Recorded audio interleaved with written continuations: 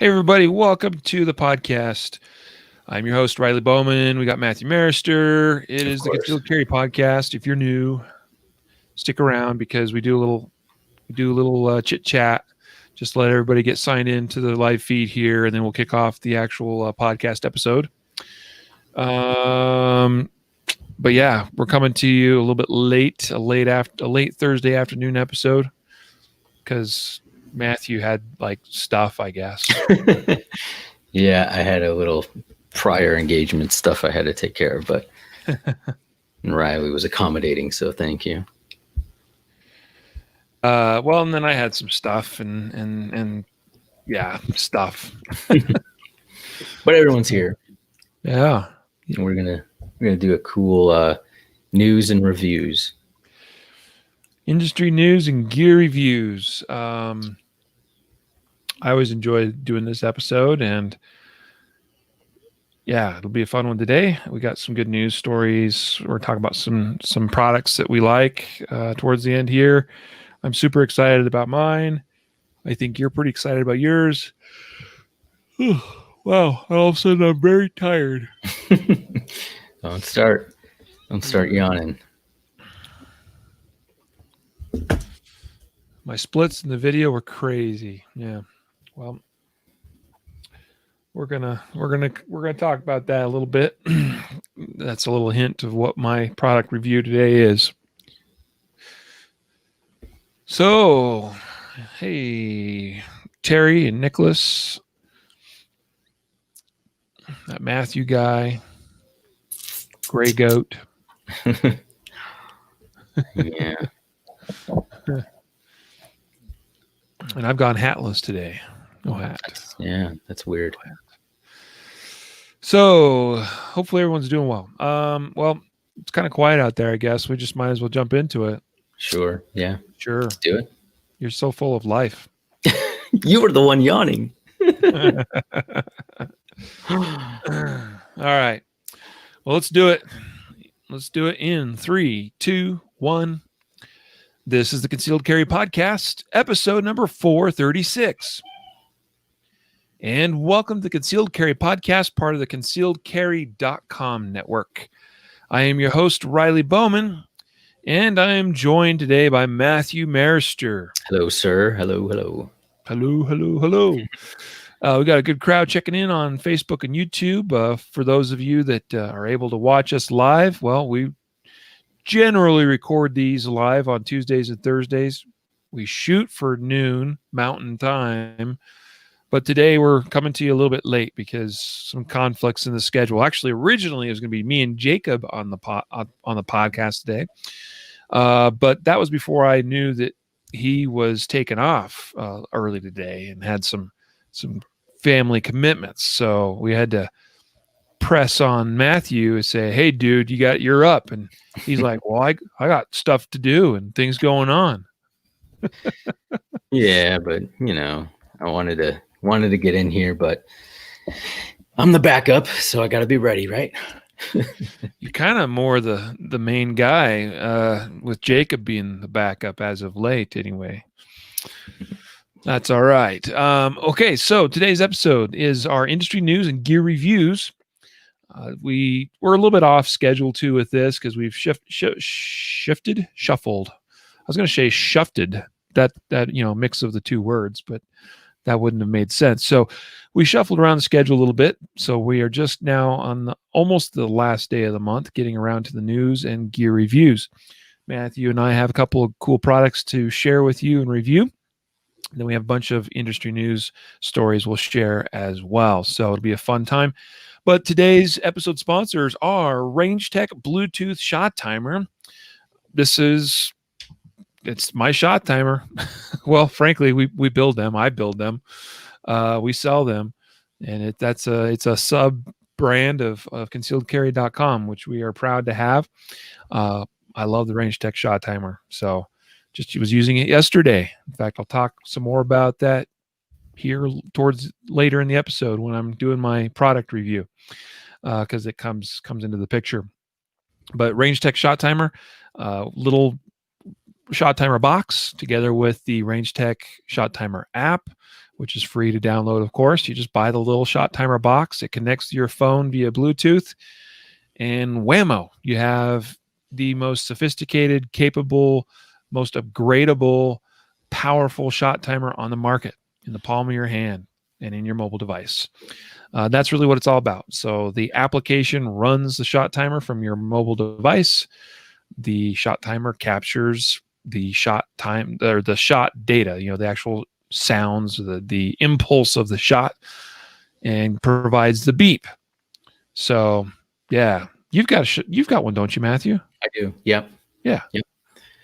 One of the original ones. But yeah, what's cool is that I know there are apps that are shot timer apps, and I used one for a while before actually buying a dedicated shot timer.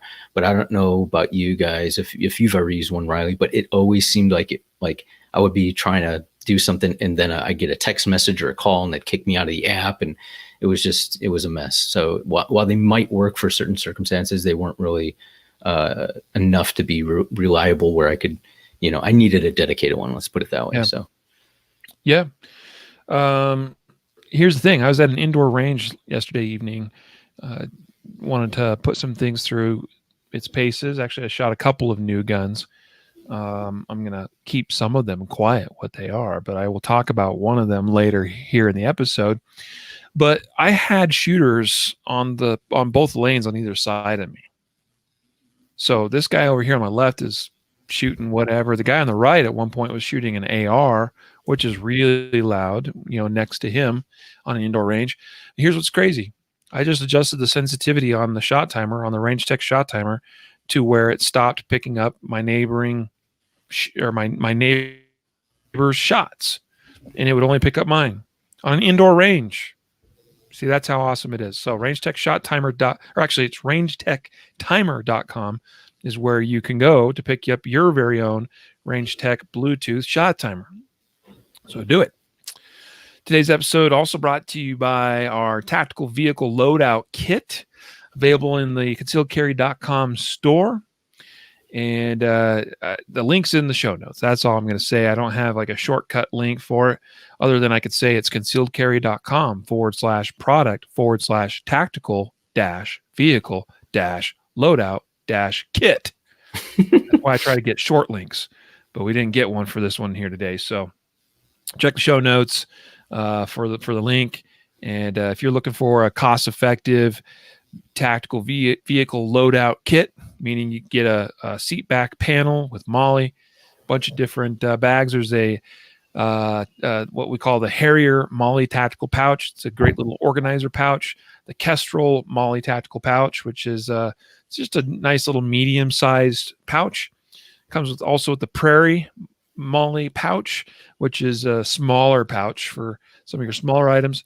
A couple of Molly carabiners, and then also a tactical Molly vehicle visor organizer. That's a mouthful.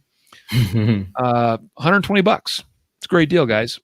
So check out the tactical vehicle loadout kit on concealedcarry.com. And according to Mark, the kit also holds wine. Well, imagine that. I didn't know. I don't drink wine, so but I don't see why not. Grape juice. Yeah. Well, I've got some water here with me today. Got to have a sip. All right. Let's get into it. First up, this is actually our saddest story of the day.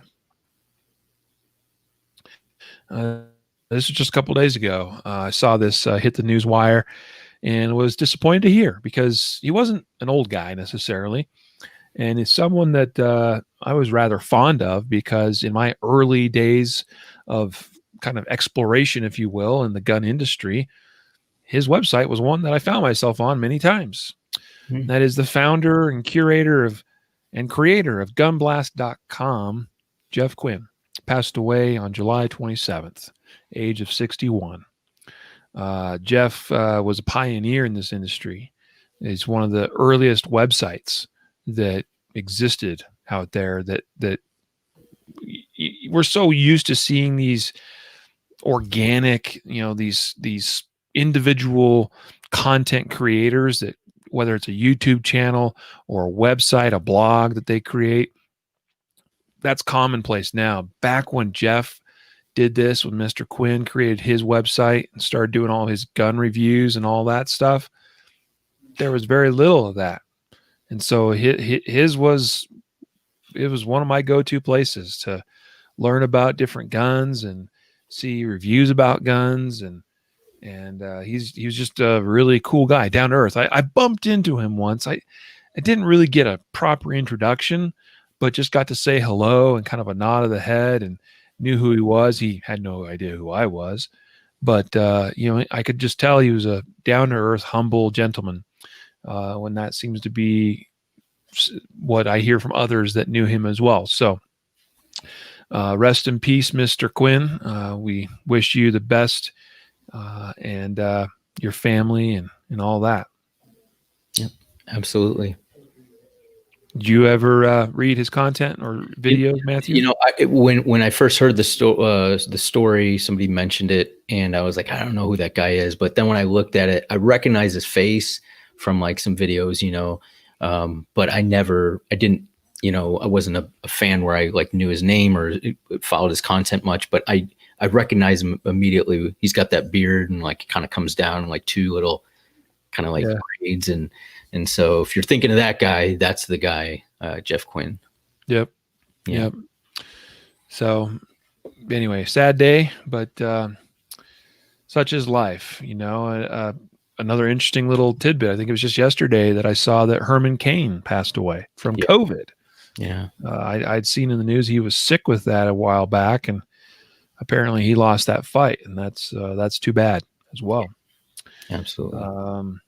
Because I actually, that whole election season, where he was one of the candidates in the primaries was pretty interesting, and he had some good stuff to say.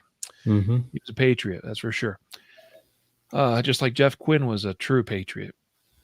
On to our next story. Remington, America's oldest gun maker, files for bankruptcy as firearms sales soar. The irony. Yeah, again. Huh?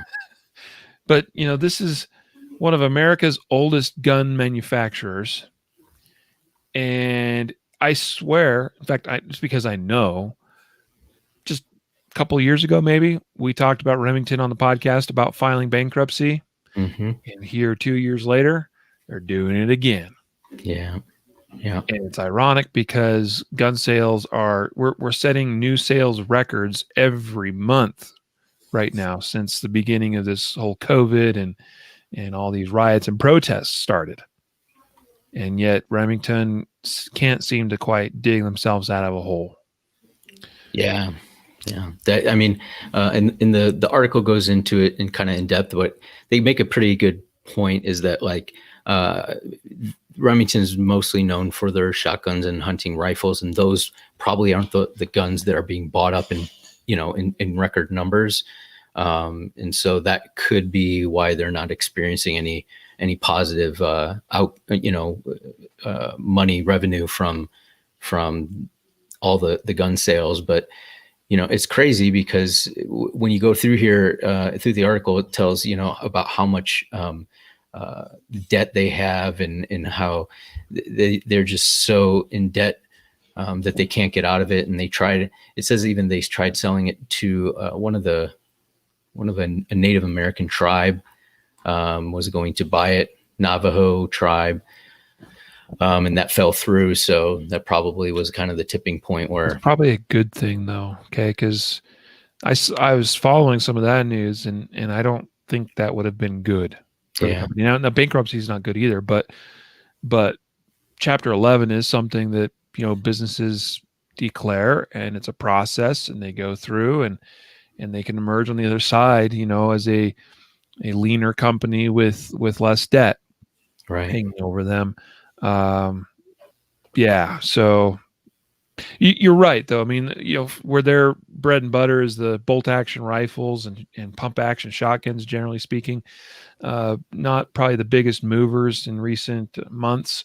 Shotguns, I think, have been doing pretty well, but really where it's at is handguns and semi-automatic rifles, and they don't really do a whole lot of that. I mean, they do have their what is the RP45 or whatever, and there's that R31, I think, is the other, that little 9mm.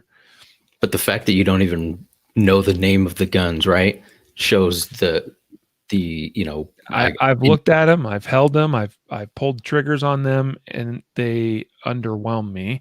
Yeah, and that's unfortunate. mm-hmm. But I'm a gun guy, and I go, there's cooler stuff out there. Mm-hmm. Yeah. Sorry. And it's it's a shame because you don't want to see something like that happen to any company. They're American company, been around a long time, but dude, you gotta keep up with the times, I guess, right? And you gotta give the consumer what they want. Yeah. Yep. Well, we'll see what happens with Remington. I can't imagine they go, completely away. Again, the purpose of chapter 11 is to restructure. Mm-hmm. So we'll see what happens. Right. All right. Remington. And I'll tell you, I think it's Travis Tomasi, who's a sponsored shooter with them, running one of their double stack 1911s or 2011s, which, by the way, those ones are actually pretty nice. I've checked out those pistols, and they're pretty nice. But again, nobody knows really about them. Nobody's really paying attention to Remington on that stuff. But Travis Tomasi, what a great, humble dude, great shooter, world champion shooter. And actually, I know for a fact he won USPSA Nationals, so at least national champion shooter.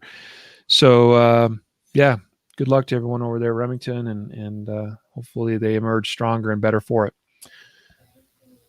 It's one of the challenges. We see this with a few other companies too that have been struggling in recent years.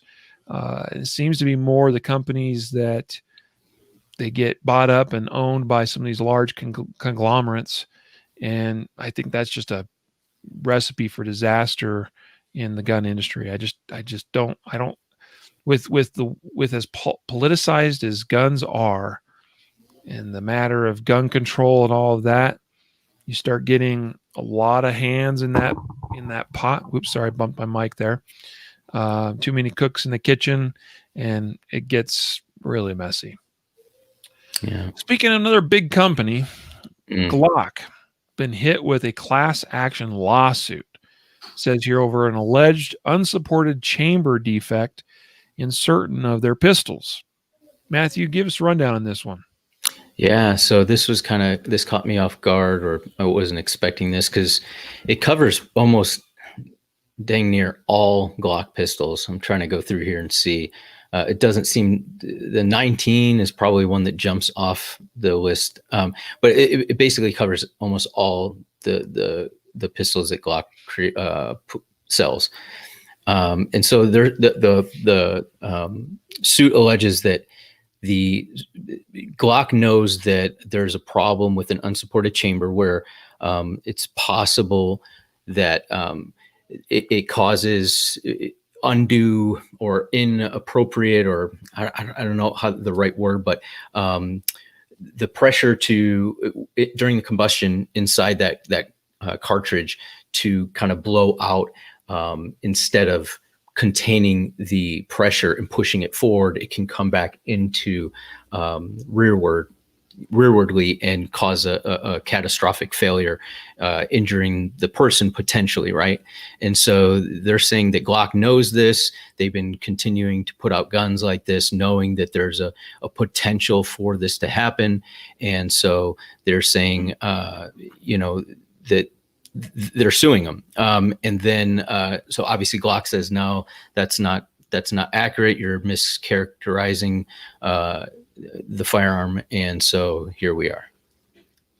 Yeah. I mean, so this is not news.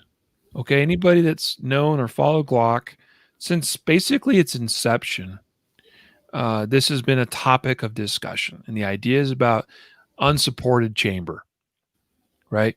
Where if you look at, for instance, if you take out a Glock barrel and you drop a casing into it, and you look at the bottom side, like where the feed ramp is, and perhaps more than some other manufacturers out there, you see more of that casing exposed where that feed ramp is, where it's less supported. And so, but again, Glocks have been around a long time. Many, many millions of rounds have been fired through them, and most of the time trouble free. But every once in a while, you get a kaboom, right? Where it blows up. And it's not so much that a lot of times people think of a kaboom as being like the barrel blows up and, that sort of thing. This is more that the case ruptures in that lower section there, and all that pressure goes down and outward. It usually blows out the magazine, and quite often cracks the frame and things right above and near the trigger guard, where the frame pins are located. It usually will crack right through there and kind of blow things out. So it happens. You know what? Glock's not alone in this. Similar types of kabooms, it's a super technical term, happen in a variety of other gun manufacturers, semi-automatic striker-fired pistols in particular. But where it's going to be more of a potential problem is with higher pressure cartridges, such as 40, 10 millimeter, especially. And if you got, and especially it could be more of an issue if you're a reloader. Typically, we don't see a lot of wear and tear on brass cases that are, pistol straight walled cases.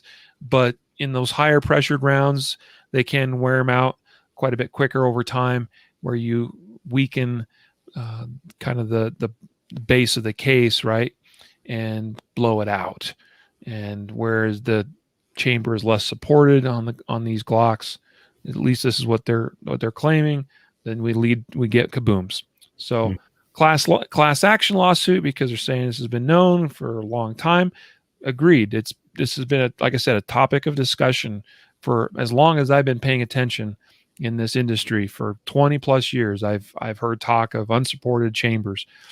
Specifically, we're talking about 40, 10 millimeter, and 45 AC, some 45 ACP guns, like the Glock 30, for instance.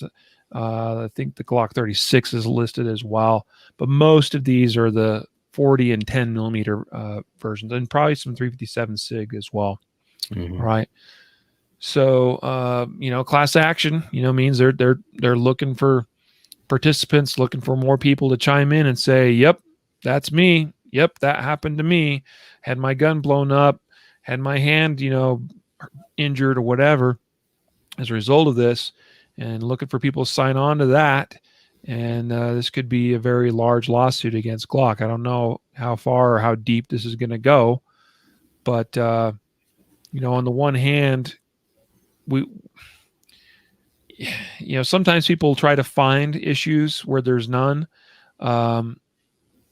I don't know. I'm not the expert in this regard. Yeah, I think it's an interesting question, right? Like it just brings up an interesting topic or whatnot, because we'll talk about reliability in guns, right? And oftentimes when people will say, well, my gun is really reliable, and you ask them why, and this is a topic for another podcast, but just kind of get you guys thinking, is it anecdotal that, hey, I've never had an issue, or is it across the board where that there are issues, but the number of issues are so minor that the probability of it happening to you is really, it's that question. And I think we all know that a firearm is a mechanical device, right? It's and it has tolerances in it, and you can't always, there's a lot of variables in the type of ammunition and everything. So I think the question is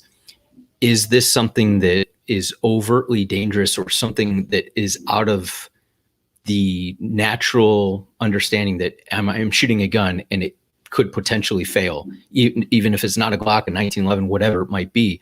And is this, one of those things where, this is unacceptable, or is this something that, because it happens so rarely, that it's just kind of part and parcel of shooting rounds and shooting guns. I don't know. Yeah.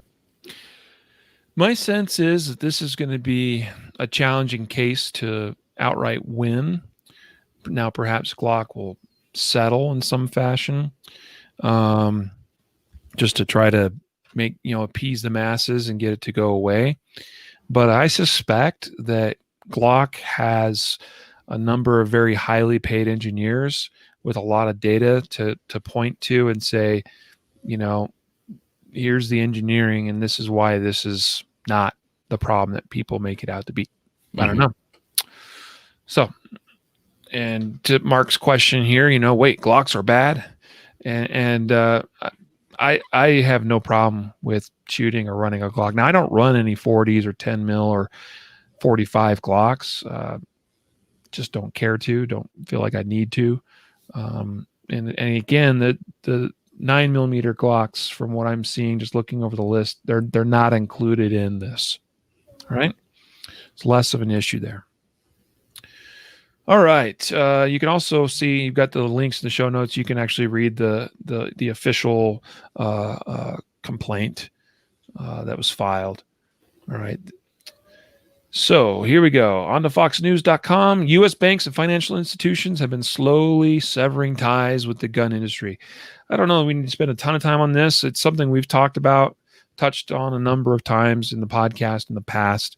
It's well known to most of you probably watching or listening, but more and more there are more enemies to the gun industry out there, particularly in the financial institutions, trying to, they're basically trying to create gun control without having to go through a legislative process to do so.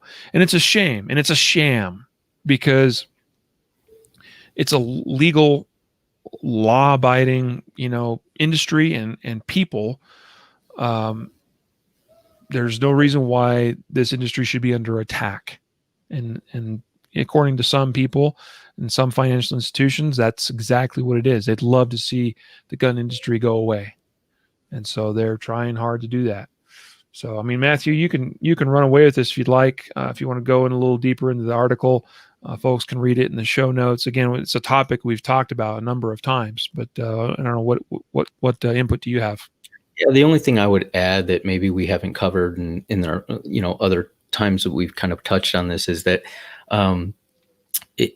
there's always people that will say, well, just don't use their services, or use cash only or whatnot. But we're talking about companies that have to process credit cards and can't do that.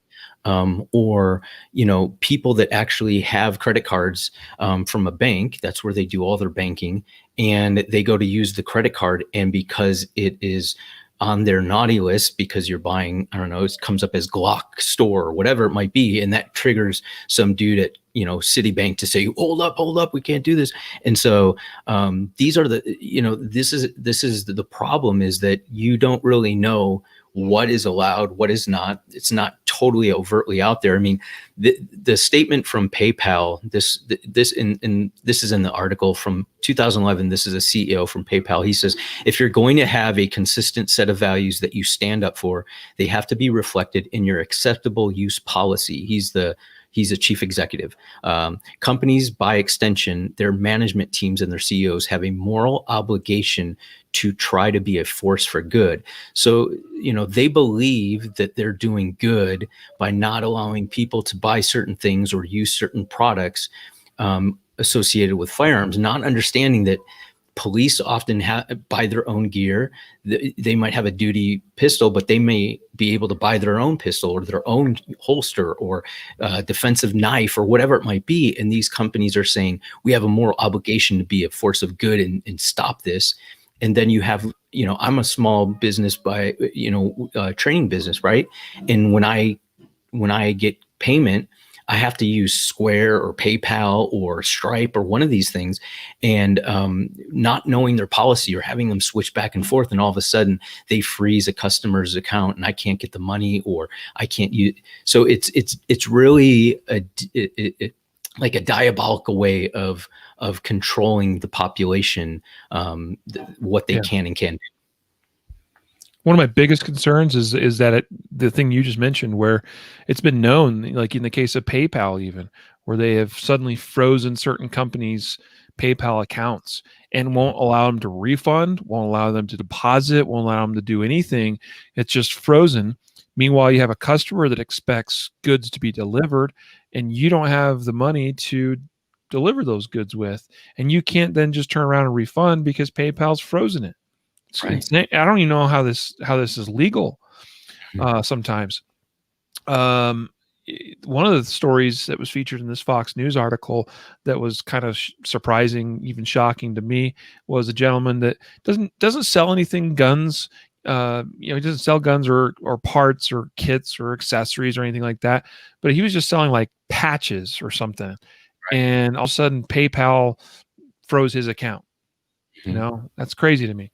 There was legislation introduced in the House late last year. It's called the Gun Violence Prevention Through Financial Intelligence Act. Now it went nowhere, okay, but it's other than it's sitting there somewhere. This sort of thing can always come back, and it gives you a sense of where their minds are on certain things and where they want to try to go next. And this bill was pushing for banks and credit card companies to automatically provide transaction data to the federal authorities on some firearms purchases with the goal of identifying suspicious activity. How do we determine from purchases from financial data what is suspicious and not? That just sounds like a Pandora's box of problems for people, making most likely lawful purchases of a legal product in a country with something called the Second Amendment. Anyway, Yeah. I mean, and think about it, and I mention it often, like the shoe on the other foot. I mean, imagine that this was, I don't know, instead of guns, it's, I don't know, sporting equipment or something like they don't want you to be able to purchase, a Bible or something like that, right? Like it could be anything that they believe in their heart that they're going to be a force for good and that we're going to outlaw said product, but not legislatively, but by putting so much pressure on these companies and refusing to allow anybody to bank, to buy, to do whatever. I mean, it's ludicrous. yeah. Yep. All right, let's move on now to, I think this is our final story. Yeah. All right. Sorry, I got confused there. What was on my screen? U.S. Law Shield published a nice little article of sorts. Not really so much an article, but just kind of almost like a Q&A even. But they have a big chart, a map of the United States. And what it is the title of this is Mandatory Mask Orders. Can you still carry in your state? And I know we just had this discussion on Tuesday's episode, and we even had some input from folks, actually, I know it came up in the Guardian Nation live broadcast Tuesday night that we did with attorney Don West. And I know Mark Okniansky, who's watching the podcast here today, did some digging as well, especially because he lives in California. So he did some digging on the California side of things. But basically, according to this U.S. Law Shield post, it would appear that you're pretty good to go, except for perhaps the state of Illinois and Washington, D.C. And it says any of these states it shows a bunch of states that are green. They're colored green. It says you're good. You know that nothing to worry about. You can wear a mask and you can carry a gun or carry concealed or whatever. There are some that are kind of a lighter color green, almost like a lime green. And these ones say, yeah, it's probably okay, but you want to maybe double check with some local type, issues or restrictions. But also a lot of times, and this is really the crux of the issue for a lot of jurisdictions, is whether you are wearing a mask with the intent of concealing your identity so that you can commit and get away with a crime, or if you're just simply wearing that mask to comply with a public health order, right? Mm. So intent's a big one, and that's where I think, I probably wouldn't worry about it too much, because I think this is probably, especially if your statute has anything about intent to conceal one's identity, that's a really difficult thing to probably prove, unless you're actually committing a crime, right? Mm-hmm. And it's probably not worth prosecutors to go after you, or even for law enforcement to come after you, because it's probably not going to go anywhere. Although, again, if you're in Illinois or Washington, D.C., apparently you want to really be careful. All right. So don't, I don't know. I heard some things from some people that there's some clarification that's being put out by certain agencies or jurisdictions in Illinois saying, no, it's a public health order. You're good to go. But I don't think that's been clarified on a state level. So, yeah. yep. And I think this kind of, this is why preemption law is so important. Things like this, right? Maybe not this exact law, but imagine, from jurisdiction to jurisdiction, city to city, you have one interpretation of the state law that says, hey, you can't wear it if you're, as long as you're not your intent isn't to conceal your identity to commit a crime. In the other jurisdiction, you drive across the street and all of a sudden you're in a different city that doesn't have, the same law or interpretation of the law. So I think, this is why we talk about national reciprocity and stuff. And I think it's important, right? But I don't know if I'd say even more important, but as equally as important is to push for preemption, strong preemption law that actually is upheld, right? That is actually obeyed by the state legislators, because I think it's reasonable, given this, you're wearing a mask because you're told to wear it. I mean, police officers, right? They must write an exemption in for police officers, because if you tell them to wear a mask and stuff. So I think there's some common sense, but you never know, because today common sense doesn't seem really common as far as how the law is applied sometimes. So I was glad that they put this together, because there was a lot of misinformation or confusion about this going around. So absolutely. Yep. Well, good. Well, that brings us to the conclusion of the news stories we're talking about today. So industry news is now concluded, but now we get to the gear reviews portion of the episode today. And Matthew, I'm going to have you go first. So what do you have for us on the table in front of you there? So what I have, and let me pull this up. Okay. So I have the Surefire Stiletto light here. They have the Pro. This is the OG model, and Riley has this one too. But it's an awesome light from Surefire. It's about 650 lumens, 600, 650. I'm not exactly sure, but around 6, yeah.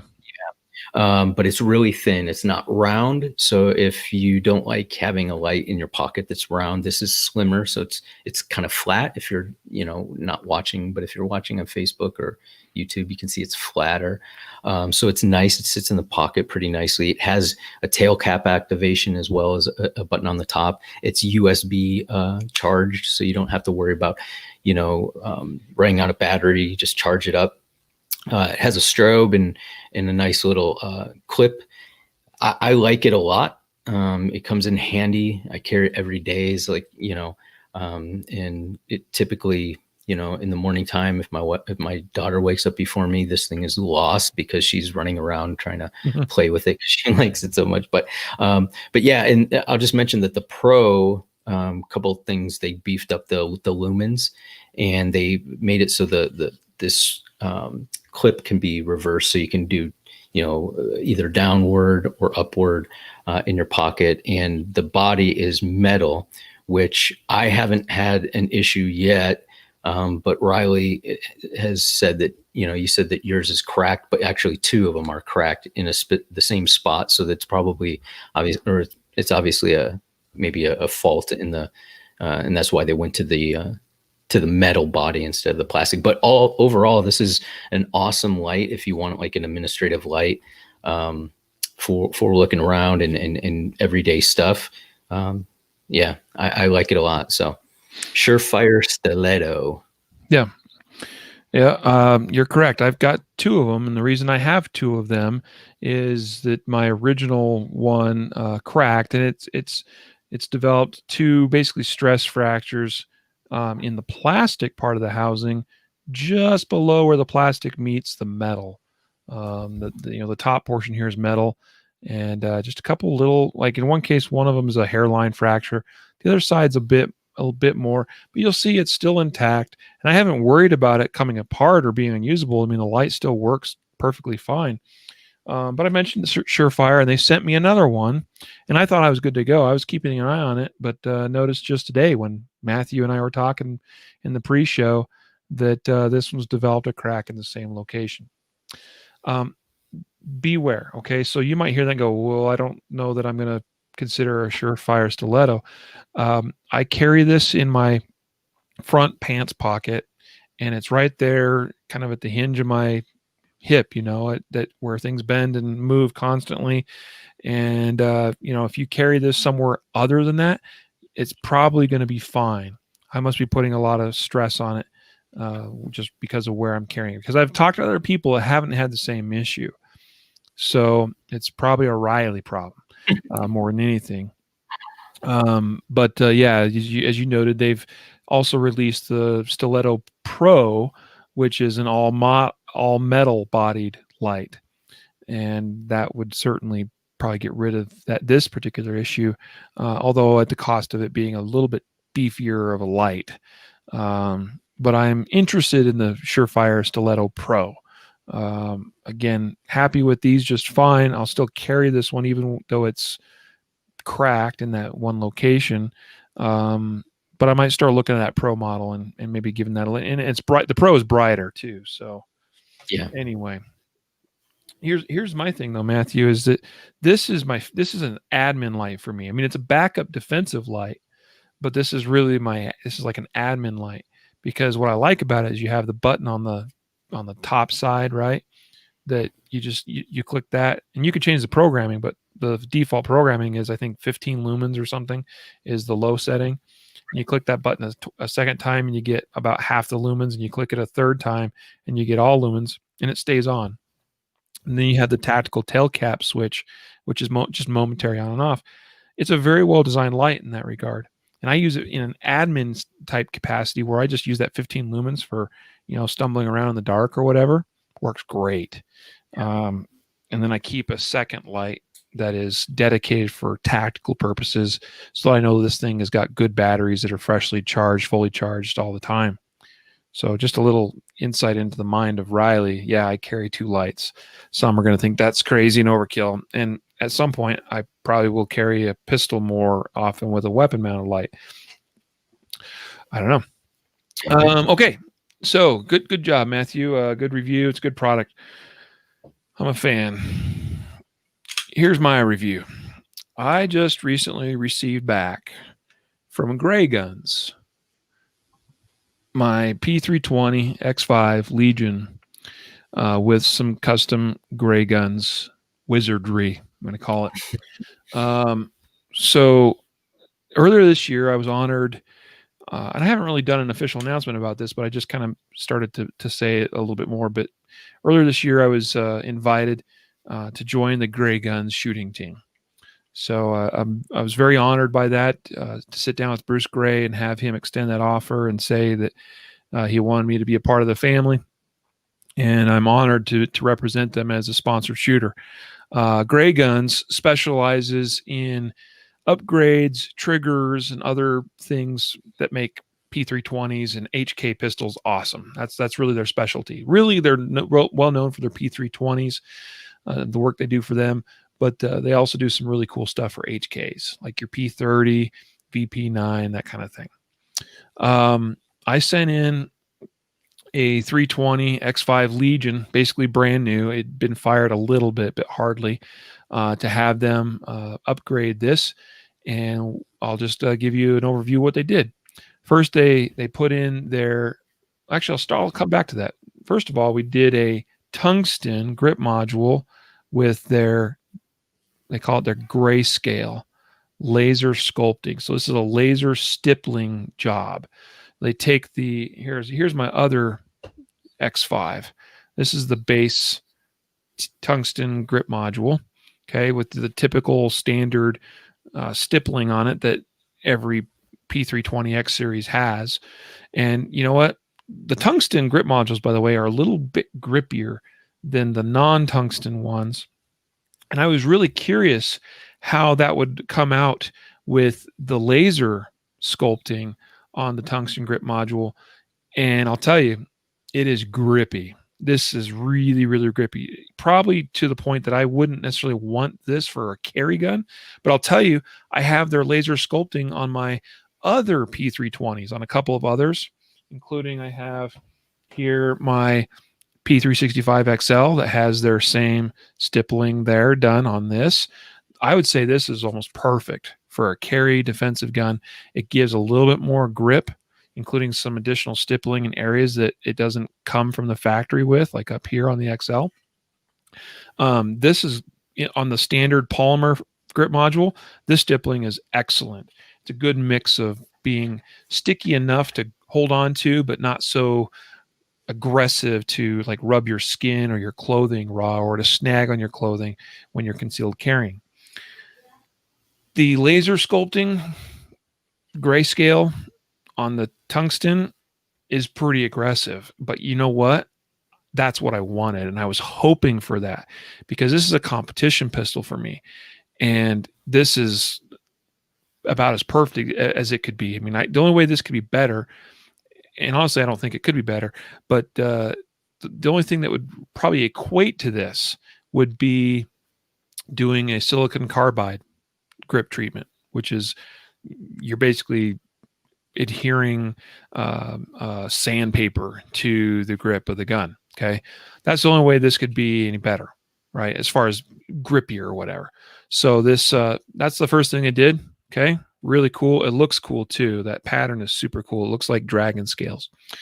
Second thing they did, they put in their, this is the super black recoil guide rod along with their recoil spring.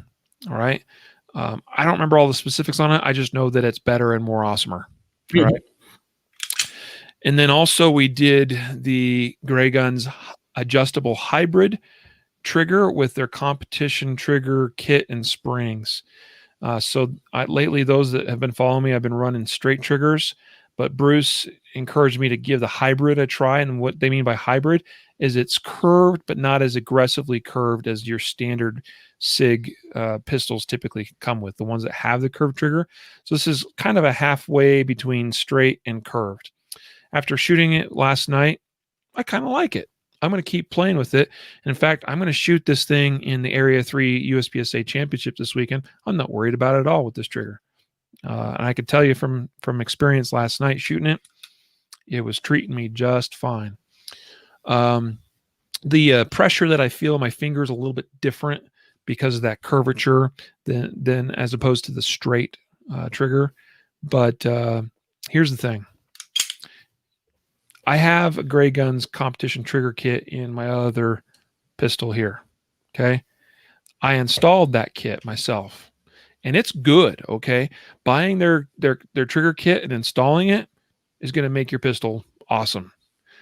Sending your pistol into them and saying, hey, give me the special kit, meaning you guys install your competition trigger kit if you're a competition gun, or you can go with a duty trigger kit so that you get a trigger that's appropriate for EDC or duty use. Okay. It'd be a little bit heavier, for instance. The competition one is quite a bit lighter. And I'll tell you this thing, it compared to the one that I installed myself, this thing is super smooth. Very little take up, very, very, very little over travel. The brake is super clean, but what's great throughout the whole stroke of the trigger is it's just nice, even pressure, smooth. There's no grittiness. There's no weird stacking. It is just straight up smooth. You do a little bit of take up And then it's from there on, it just feels like it's the same, like all the way through. It's just a nice rolling trigger. It's really, oops, I just dropped something there. It's really easy to shoot with and control and shoot accurately. So to give you an idea, this gun measured 4.5 pounds trigger weight before it sent off to Gray Guns. It came back from them averaging 3.25.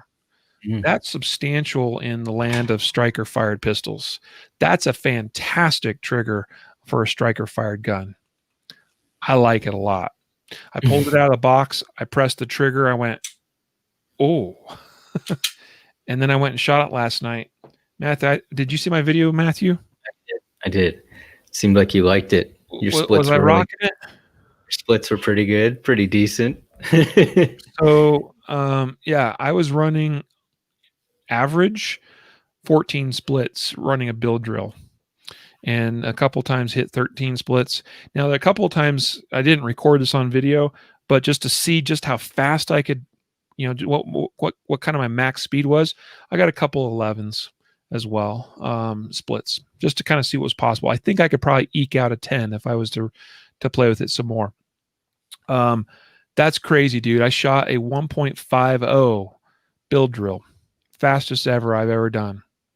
And I've run the same drill with this gun, my older X5, with the trigger that I installed. I can't run a 1.5, but I can with this bad boy. And here's the last little secret that Gray Guns puts into their guns when you have them install their trigger in your gun. I'm pretty much positive that somebody there, some little fairy or elf or somebody in the back end of their workshop, sprinkles a little Gray Guns magic fairy dust on it, and it makes it even better. So there you go. Sweet. Gray Guns, grayguns.com, and that is GRAYGUNS, not GREY. All right, grayguns.com. If you have a P320, you want to make it more awesomer, then I highly recommend them. Yes, I'm sponsored by them, but I'll tell you this much: I've had this trigger in my gun for 2 years, 2+ years, I think now, and was already a fan myself of Gray Guns before they came to me and invited me to join the team. So, I already knew that it was good stuff, and I'm even blown away more by this latest iteration of triggers from them. So check them out. Very cool. Very cool. Awesome. Yep. So that brings us to the end of the episode. Now, where we began talking about sponsors, such as rangetechtimer.com. Well, speaking of that build drill at 1.50 that I shot last night with the Gray Guns tricked out P320 X5, well, of course, I was using my Range Tech shot timer. And those of you watching from home or wherever you are, here's a screenshot that I captured of that 1.50 build drill. Okay. And it's just, that's the app right there, right? That's the shot timer app. It worked great. I was in an indoor range with a lot of activity, a lot of shooting going on from all around me. And just the fact that I could dial in my sensitivity to be perfect for that environment and only capture my shots, that is awesome. All right. Yeah. There's not a lot of shot timers that you can do that with. Okay. There are others to be sure. Okay. I've done it with a couple others, but the Range Tech one works amazing. And I think it actually has more fine, it has a greater refinement of sensitivity adjustment. And that is really its power. Okay.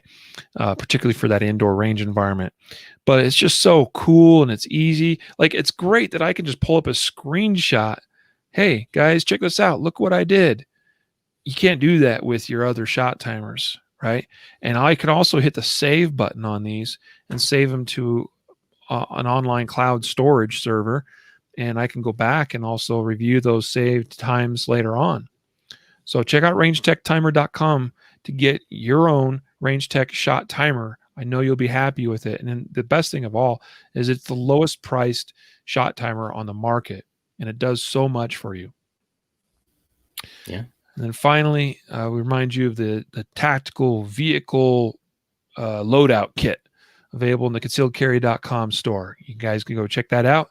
If you're interested in kitting out your truck, your car, your minivan, your scooter, Your Vespa. I don't yeah, think it your works Vespa, on it. yeah, that'll work, right? Hang one of those Molly panels off the back of the Vespa with a bunch of pouches and an AR strapped on. Cappuccino maker, and not saying it. Okay, so apparently I'm getting a lot of people kind of making fun of me for having all these X5s. I have two, and it's very intentional, because I'm getting very serious in my competition shooting, and you got to have the main gun, and then you have the backup gun. All right, because if one goes down, right, grab the backup. And by the way, the backup is actually going to turn around. It's going to go back to gray guns, and it's going to get basically tricked out the same or close to it.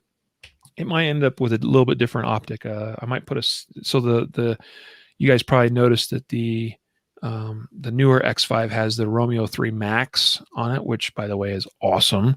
I think just because of cost, and I am funding it myself, that this other one is going to get the Seymour RTS 4 or RTS2 or whatever, the Seymour optic that's pretty much the same optic as the Romeo 3 Max, very similar. They mount to the same plate, and that's the bonus, and they work about the same. So, sorry, I digressed, but yeah, if you got one X5, you got to have at least two. I have too many P320s. I like them a lot. Well, all right, we should wrap it up.